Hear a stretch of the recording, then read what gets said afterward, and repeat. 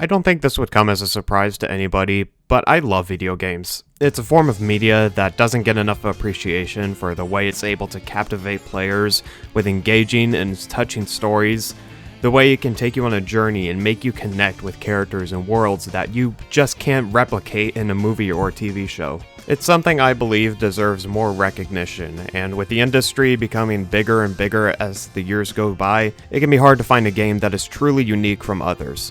Some of my favorite games are ones that can push boundaries in order to provide a unique experience for the player that you can't get anywhere else.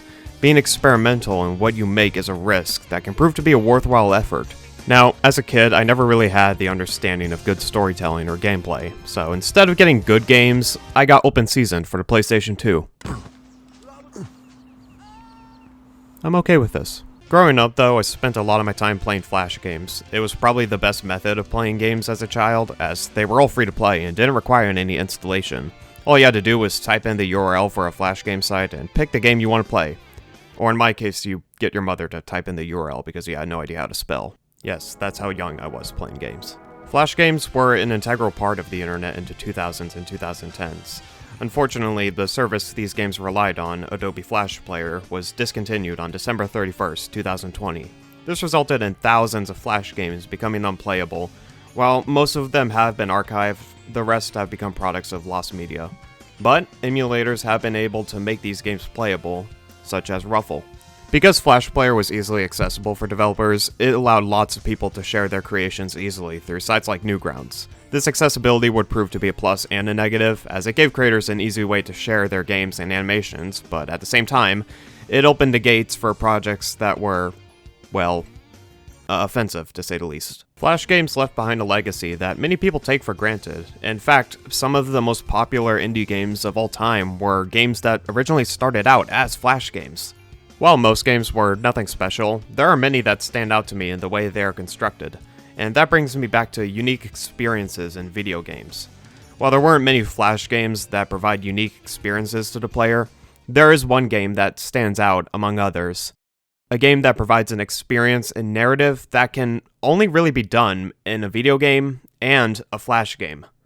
And that game is One Chance.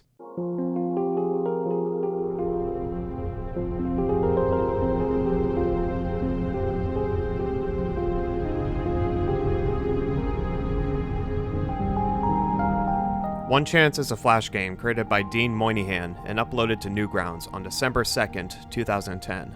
The game is very short, you can most likely finish it during your lunch break, but what it offers in this very short experience is one that has received an overwhelming amount of praise from the millions of people who played it.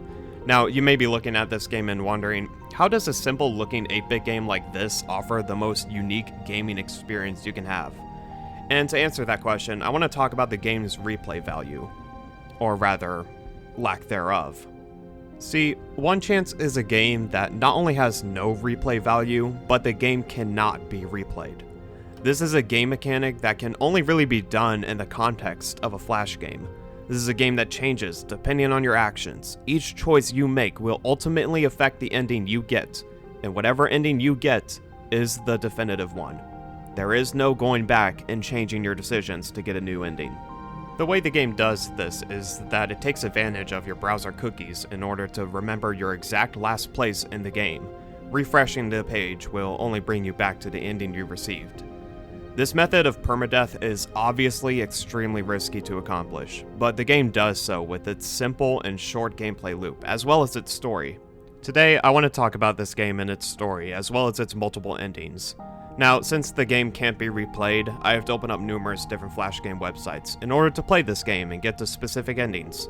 But before we begin, this game is really intense, and I'm not going to sugarcoat it. I want to cover every aspect of this game, and that includes the intense subject matter. So here's your content warning for this video. This game is going to include depictions and discussion of suicide, depression, and child death, as well as self-harm. If that's not your thing, then I totally understand. Take care of yourself, and I'll see you in the next video.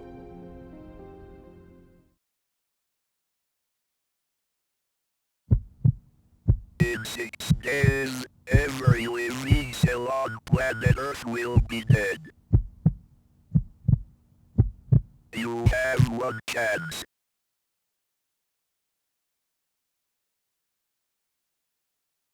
The game opens with our protagonist, Dr. John Pilgrim, a scientist who leads a small group of other scientists in research.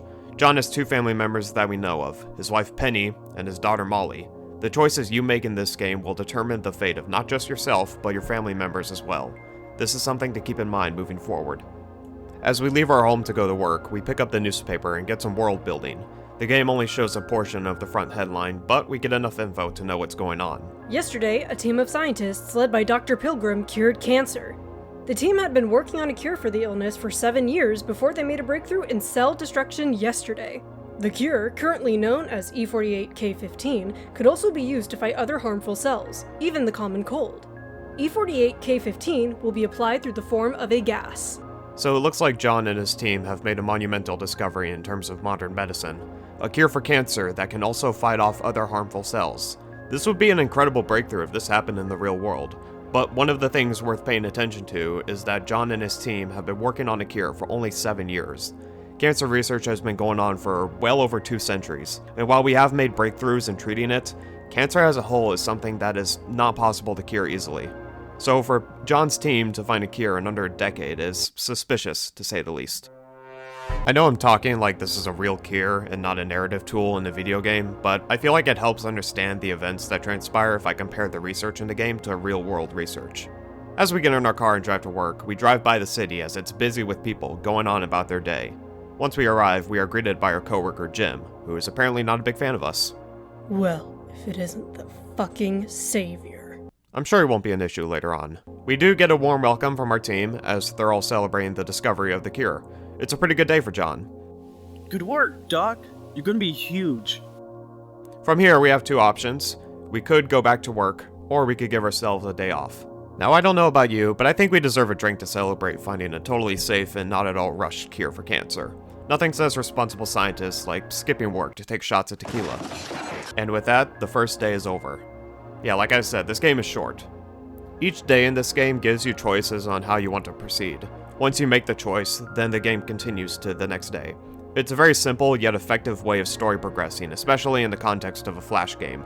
Believe it or not, nobody playing Flash games wants a story experience that has the same length as a AAA project with a 20-hour campaign. Although me personally, I prefer 100-hour campaigns.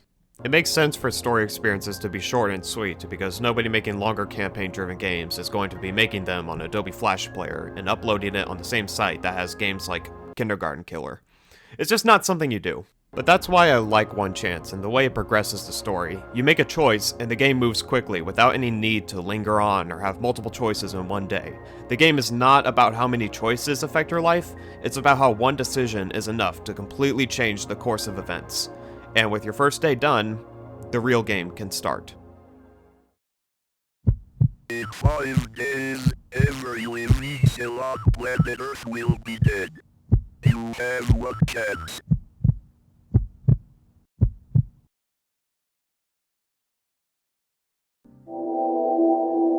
After a night of celebratory alcohol abuse, we wake up back home where Penny informs us of our job's desperate need to get a hold of us. As we head outside, we now find out why. The cancer cure discovered earlier this week has been found to be beyond deadly, according to officials. E48K15 doesn't stop at only killing cancer cells. The drug goes on to kill every other living cell, not only in the human body, but everything else. If the gas-based drug was ever used, it could go on to cause catastrophic damage to the Earth. The cure for cancer worked as a means to destroy cancer cells, but the unfortunate reality that was overlooked by John's team was that the cure doesn't just kill cancer cells, it kills all cells. This is no doubt a consequence of the cure being rushed by the team. Because of this failure, the cure that John and his team created is in actuality a bioweapon. The consequences of this are only just beginning, as the drug was already administered through an airborne pathogen, as shown from yesterday's newspaper. Driving to work, we can see that the status quo has not been affected from this discovery. This is most likely from the fact that the general public is not yet aware of what just happened. When we arrive, we can see that the news of the cure is not sitting well at all with other people on the team. We're fucked, John. This drug is dangerous. We're gonna get our funding pulled. It's not really as dangerous as they say it is. Is it, Doc? The door to the lab is locked. All we can do is go up to the roof, where we find our coworker Matthew, who is seemingly the most distraught by the discovery. talking to us in a state of panic and guilt over what their team has created. Oh god. John, what have we done? I've done the test 1,000 times and it's so much worse than we thought. It's gonna change everything.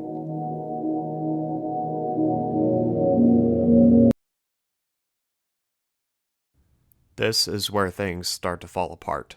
Matthew's death is quick and to the point, and while we don't know anything about him, we can tell that what he was thinking in those last moments were genuine fear and guilt. And it's understandable. He and John were both responsible for creating a pathogen that would inevitably doom humanity. Having to carry that amount of guilt is too much, and Matthew made a decision to not watch everything fall apart, giving himself an early death. In a way, he's the first victim of the lethal cure, and unfortunately, he's not going to be the last.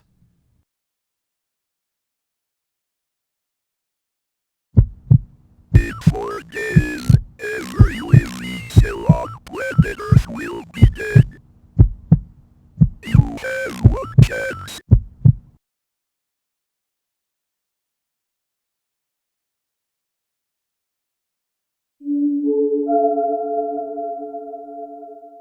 John gets ready to go to work despite the situation, but his wife Penny objects. Do you really have to go in today? Does anything really matter anymore? It's clear that Penny is deeply affected by the news surrounding the cure her husband made.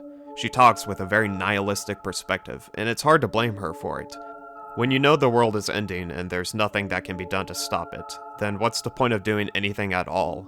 Everything you could even do at that point will amount to nothing when everyone and everything will be dead in the next few days. Penny has gone from someone who was excited for us to get to work, to someone who would rather you stay in bed with her for the rest of the day. I think if anyone was faced with this tragedy, most of us wouldn't even bother getting out of bed because what's the point? But then there's people like John, who choose to do something instead of nothing. Not always because they believe they can change the future, but because they don't know what else to do. One of the hardest parts about this game is the dialogue of one of the game's characters, that being Molly. Why don't I have to go to school today? She serves as a reminder of the naivete and purity of a child's mind. It's really sad knowing that the idea of the world ending is too much for somebody like Molly to understand. All she's concerned with is why she doesn't have to go to school today. World leaders all over the Earth addressed their people yesterday and told them of the up-and-coming end of days. The cell-destroying virus is already widely spread and taking its toll on the world. The first signs of the virus in your area apparently include plant life dying. This would include things like grass and trees. I actually want to take this moment to admire the world building in the form of newspapers. It still leaves us in the dark about most things and doesn't give us the full story of what's going on. But that's the point. Everyone in this world is receiving the same paper and is in just as much confusion as we are. We're not being given the full story, but we can see the full story unfolding in front of us. It's almost like real-life news. Ooh, social commentary. Driving to work, we can see protests are starting to form. If the general public wasn't in the know about what's happening before, they certainly are now. The peace has now been disrupted, and there's no signs of it ever turning back. Once we arrive, we can see that the death of Matthew has affected the rest of the staff. The place is trashed, and the once tidy workplace is now a mess. If we try to go to work, we can see that the doors to the lab are still locked. The only option left is to go up again to the roof. Don't worry, John. I'm not gonna jump. Although I suppose it doesn't matter now. Go home. Be with your family, John. Going back downstairs, we run into Ryan. You going home, Doc? I've got the keys to the lab if you want to work. From this point, you have two options. You can either work with Ryan and the remainder of your team to develop a cure, or you can go home and spend time with your family, putting faith in your team to work on the cure while you provide comfort to your wife and daughter. From what we saw earlier, it seems like our wife needs our presence now more than ever. This is a question that the game puts in front of you for the remainder of your playthrough. If the world is ending, do you spend your remaining time with your family, comforting them through it and being there while it all ends? Or do you do whatever it takes to save not just them, but the entire world? Some of us wouldn't know what to do in this scenario. We could do anything possible to try and save the people we love. But if all of it is futile, then we would regret not spending that time with our loved ones. For the sake of this playthrough, we're gonna go back home and spend time with our family. It feels like Penny needs us now more than ever. All we can do is hope that Ryan and the others can make a cure without us.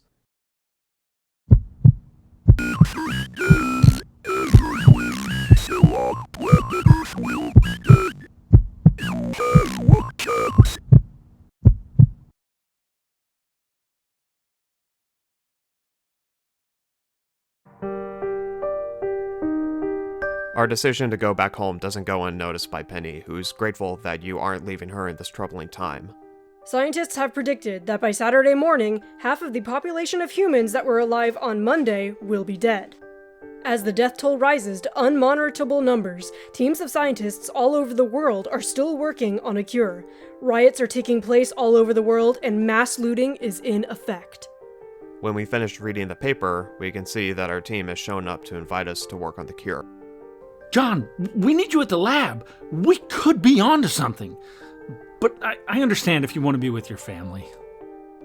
When I first played this game and I got to this point, I stood there for a solid 5 minutes debating on what to do. The game tries very hard to make you question every decision you make, and it does an incredible job doing so, tempting you with the idea of a breakthrough and making the cure possible. But helping in this would mean having to leave your family. And remember, you can only play this game once. You can't go back and change your choices. You only get one chance, and the game is not going to let you forget it. We're going to help with the cure this time. Now that we know we're close to a breakthrough, we have a good chance at saving the world. But before we can get to the lab, we're stopped by Annie, the same coworker who invited us for drinks on day 1. Annie decides to shoot her shot, and for this playthrough, we're going to reject her advances. After all, I'm pretty sure trying to save the world is a much bigger priority than cheating on your already severely depressed wife. After we get back to work, we can hopefully move forward in finding a cure, but it'll only be a matter of time before another setback. Waking up, we don't get a response from our wife, who is most likely still asleep. Molly, on the other hand, isn't in her room, nor is she anywhere in the house. The only conclusion you could come to is that while you were at work last night, she became the first person in your family to die from the pathogen you created. Molly is the one person in your family who doesn't fully understand what is going on. For her to die because of something you did is a thought you have to live with for the rest of the game. This is one of the only endings where you don't get to see what happens to Molly.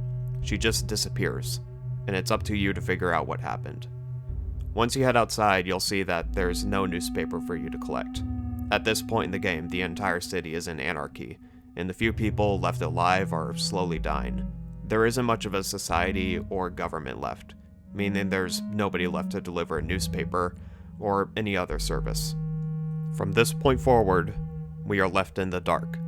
All we can do at this point is drive to work, just as we always have. We can see that the once busy streets is now bare and void of human activity. All that's left is a single person and a wrecked car. Once we arrive, we're met with an empty workplace. Our entire team has been murdered, with the word sorry written in blood on the walls. Without a team of scientists to help us, we're left alone to work on the cure, with the promise of the breakthrough looking grim. It's unclear who killed our team, but it's implied that it was somebody who worked here.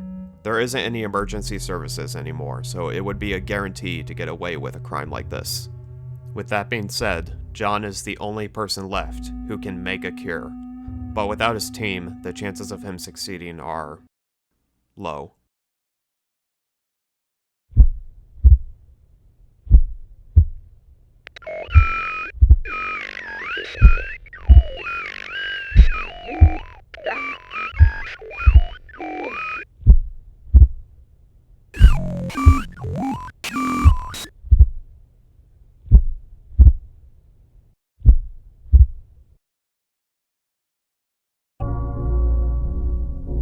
On the final day, we can see that John is slowly starting to decay.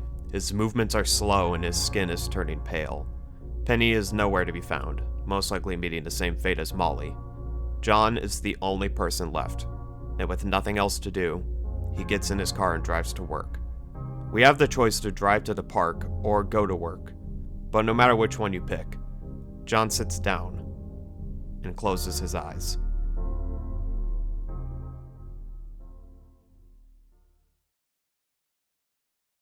And those are the first 2 endings to One Chance. We're gonna go back and get the other endings, but before we do that, I want to take an intermission to talk about the game's creator. One Chance was created by Dean Moynihan in late 2010 under the alias Awkward Silence Games. Most if not all of the games that Moynihan has made for Newgrounds are akin to obscure art projects rather than games that you can play. I would say they are more interactive art pieces rather than your normal Flash game. Right now, Moynihan works as a UI developer for Jagex Game Studios, developing UI for games like RuneScape and Prominence Poker. One Chance was his breakthrough game, and it put him on the map as a developer. In an interview with Rock Paper Shotgun, Moynihan was asked about the game and its no replay feature, to which he says, quote, "The no replay feature was absolutely, completely, definitely intended from the get-go. It was the first concept written down when I was creating the game. After a brief stint of research into the concept, and after playing games like You Only Live Once and Jesse Venbrux's Execution, I found the concept of actually being forced to deal with my actions and think about what I could have done instead of quick loading was quite refreshing. To me, choices within games often feel a little arbitrary. The fact that players can go back and undo that choice on a whim takes away from making the choice in the first place. I've become used to thinking, right, I'll take up G-Man's offer now, but when I reload my save, I won't. Which isn't really making a choice at all, it just depends on which ending I want to see first. Obviously, for some games, this isn't the case. Exploring the choices and consequences is half the fun, but they're not real consequences, are they? End quote. It's clear that Moynihan had a unique vision for a game, and One Chance is a project that would prove to leave a large impact with people. He's absolutely right that games which provide choices for the player are not meaningful in the sense that it's a choice you have to stick with for the rest of your experience with the game. Sure, you can choose to take revenge on Dimitri, but you can always reload a save and take the deal instead. You can choose to sacrifice Chloe, but you can always go back and sacrifice Arcadia Bay instead. You can choose to poison yourself to learn Sean's location, but you can always go back and walk away from it instead. You can help John to get to safety, but you can always go back for the money instead. Moynihan wanted to make a game where your choices really do matter, and it's done with so much pristine amount of care in One Chance. The gameplay loop and decision making is very simple, but in the context of a Flash game, it's perfect. No matter what ending you get based on your choices, the game will remind you every time you try to refresh the page. There is no going back and changing your decisions. You will always be reminded of what you did every time you reopen the game. In truth, I think Dean Moynihan has a lot of creative ideas, and I wish him the best in whatever he does moving forward. But we're not done with the game just yet. We still have 4 more endings to talk about.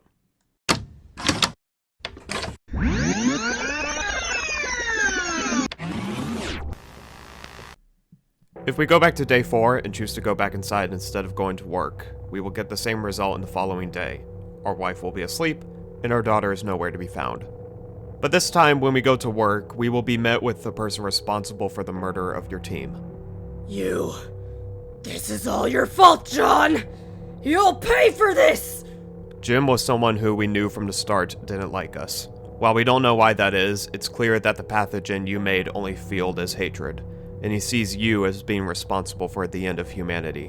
Which he isn't wrong about. You and your team rushed a cure for an incurable disease, and because of that, the world now has to face the consequences of your actions. With no law enforcement or emergency services available anymore, John can't call for help. Jim rushes towards you with a knife. If you don't react quick enough, he'll stick the blade in your neck and run off, leaving you to fall on the ground, bleeding to death.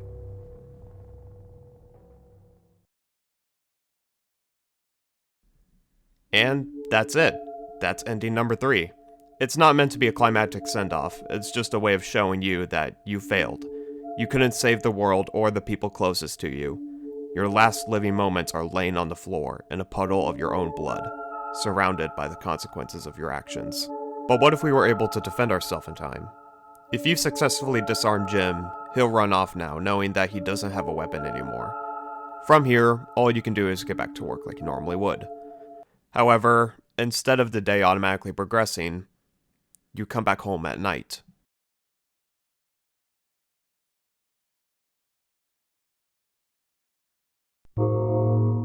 Walking inside, you find Penny dead on the floor, murdered. Walking to Molly's bedroom, you find that she suffered the same fate, murdered in her sleep. You find Jim in the next room, hanging from a noose. The picture becomes clearer now. After you disarm Jim, he couldn't handle his failure to get revenge on you, so he decided to harm you the only other way he can.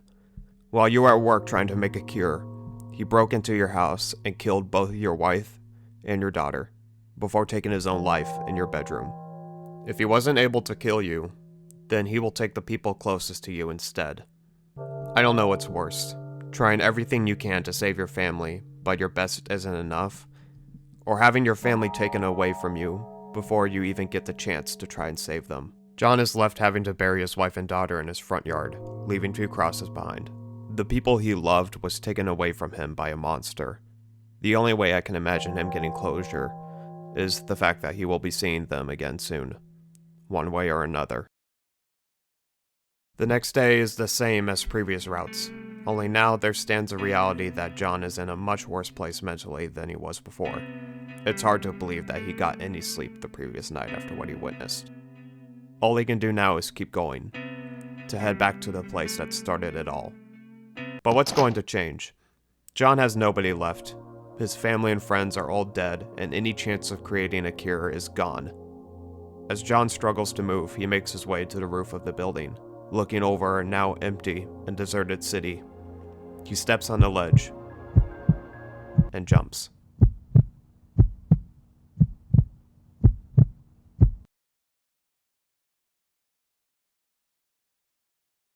Out of all the endings to this game, this is the one that's the most heartbreaking to me.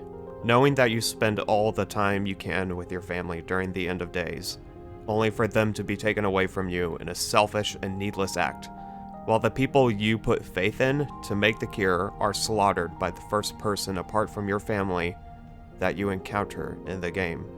Knowing all of it is ultimately for nothing, that you can't have a peaceful death with your family from the pathogen, but instead a sad twist of fate from the chaos that was brought upon the world from a doomsday scenario. No matter what choice you make, it ends in tragedy. However, what if we go back to the very start?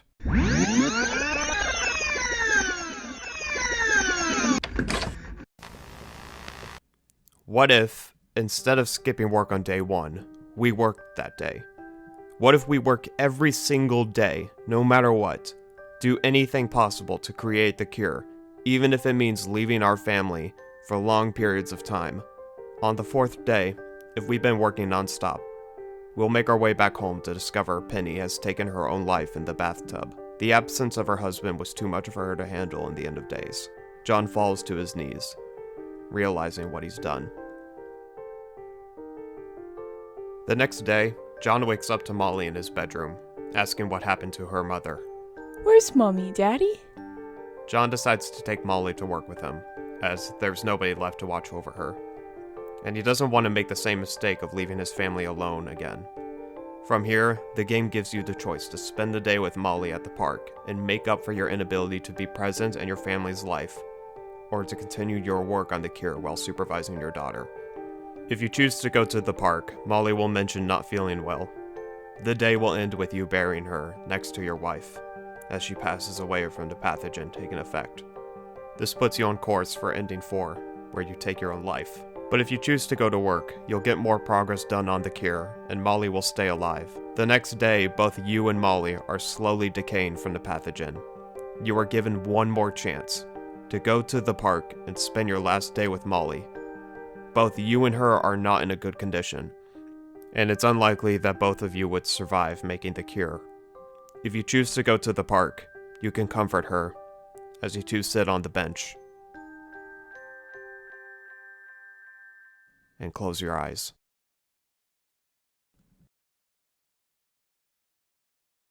Ending 5 is John recognizing his inability to keep going and choosing to spend his last moments with his daughter instead of trying to work on something impossible. The ending is really bittersweet in that John did everything he could to stop the inevitable from happening, but he learned from what happened to Penny that he can't keep abandoning his family. Even if he was close to getting the cure done, he made the decision that his daughter needed him more than ever, and he didn't want her to die alone. If we choose to go to work still on the last day, John will no longer be able to keep carrying Molly, She's left at the entrance as John slowly makes his way to the lab to work on the cure. If up to this point you have been doing nothing but working, John will have successfully made the cure to the pathogen he created at the beginning of the week. He injects himself with the cure, his color coming back as it takes effect. He then rushes over to Molly to cure her as well. But it's too late. Her immune system isn't as strong as her father's. She died alone, sitting at the entrance of a lab, surrounded by the dead bodies of the scientists. John was able to create a cure, but at this stage, it's useless. There's no way to distribute the cure he made to the world. Everything has already fallen into anarchy at this point. All that he can do is cure himself. But when he's the only person left alive, what's the point of living? All that John can do is sit at the bench at the park with his dead daughter, seemingly in denial that she's actually gone. And with that, the game is over. Ending 6 is considered to be the good ending of One Chance, but I believe there is no good ending to this game. Sure, in Ending 6, you make the cure and save yourself, but if we've learned anything from what we have seen from John, it's clear that saving himself is not his main priority. His priority was always to save his family, and in every single ending of the game, he fails. To me at least, Ending 6 is equally as sad as other endings. John loses everyone close to him, but now that he's cured, he has to live without them, knowing that he was responsible for playing a part in the destruction of humanity. It's quite literally the worst possible case of survivor's guilt you can have. So yes, One Chance doesn't have a good ending, but sometimes reality doesn't always have good endings. One Chance is a game about the end of the world, and how tragedies can change the way humans act. While the game is very short, I think it does an incredible job telling a powerful and emotional story in such a short amount of time, forcing the player to come to terms with difficult decisions that alter the course of the game permanently. The characters are not fleshed out like characters in longer story-driven games, but they're enough for the player to impress themselves onto the story and imagine what they would do in a scenario like this. John Pilgrim is not a fleshed-out protagonist, but he's not meant to be. He and his family are meant to be seen as any other family in a life or death situation. They exist in the story in order for the player to see themselves in them. And if any good parent was in the position of John, they would want to do anything possible to save the life of their child. They would want to try anything, even if it's all for nothing in the end. I've rarely seen games tackle the concept of the world ending as well as One Chance does. Sure, in other games you would be portrayed as a survivor, a badass, somebody with a death wish. But One Chance flips a script and instead doesn't make you any of these things. John Pilgrim is not a hero, nor is he a villain. He's just somebody trying to live their life. He's not somebody special. He's somebody who wants to do the right thing, even if he doesn't know what it is. So, yeah. That's One Chance, a game that to this day still has me thinking about the characters, the decisions, the endings, and the fact that it can only be played once. Almost everything about the game can be an immediate turnoff to casual gamers, but when you look past all of the unfamiliarities, I think you could get one of the most meaningful and thought-provoking experiences that a game can give you. And that's why I believe that One Chance is the most unique gaming experience that I have ever had.